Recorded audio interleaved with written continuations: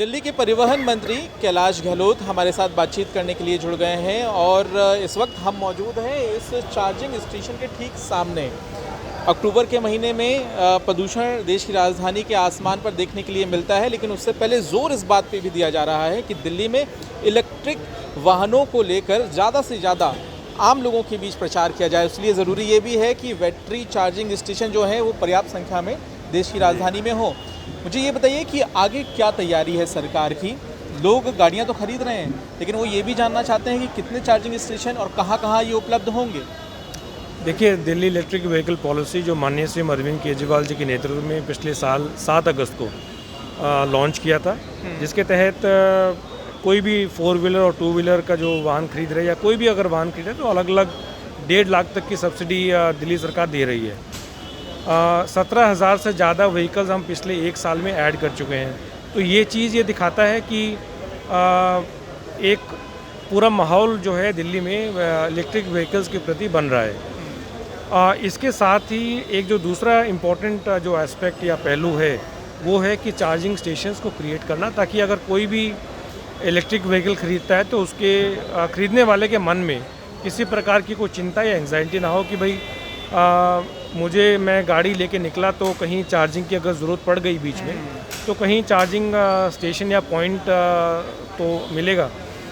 उसी चीज़ को आगे बढ़ाते हुए दिल्ली सरकार ने अलग अलग डिपार्टमेंट्स के अलग अलग प्रॉपर्टीज़ को आइडेंटिफाई किया है।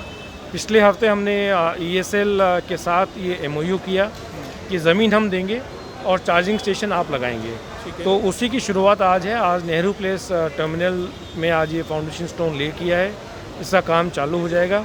और इसके साथ साथ 6 और जगहें जो हमने आइडेंटिफाई की थी उनका भी काम चालू हो जाएगा। और पूरी कोशिश है कि 30 सितंबर और 7 अक्टूबर के बीच ये जितने चार्जिंग स्टेशन ये बनकर तैयार हो जाएंगे और पब्लिक को डेडिकेट कर दिया जाएगा। सेकंड फेज़ में और जो प्रॉपर्टीज़ हमने आइडेंटिफाई की हैं उन पे भी काम चालू है और इसी प्रकार से हम ये कोशिश करेंगे कि 2 से 3 किलोमीटर के रेडियस में एक चार्जिंग स्टेशन पब्लिक को मिल जाएगा।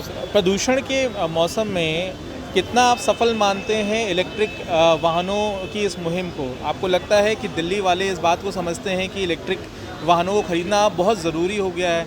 और साथ ही साथ एक सवाल ये भी है कि क्या CNG की जितनी गाड़ियाँ दिल्ली में हैं उससे ज़्यादा अब क्या इलेक्ट्रिक वाहन हो गए हैं? पिछले जो महीने का अगर हम सेल्स देखें तो इलेक्ट्रिक व्हीकल्स की संख्या ज़्यादा है खरीदने वालों की CNG से ज़्यादा।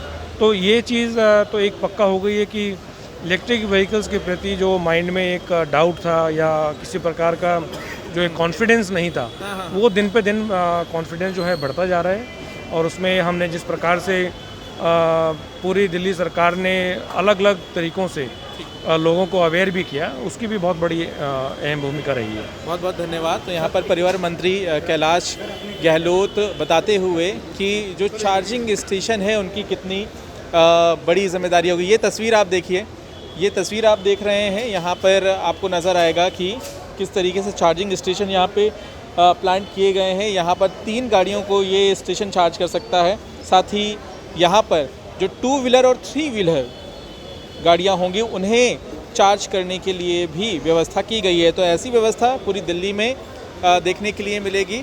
और साथ ही साथ ये भी देखना होगा कि जिस तरह से देश की राजधानी में प्रदूषण का खतरा मंडराता है सर्दियों के मौसम में, उस दौरान क्या कुछ और इंतज़ाम इलेक्ट्रिक वाहनों को लेकर किए जाते हैं।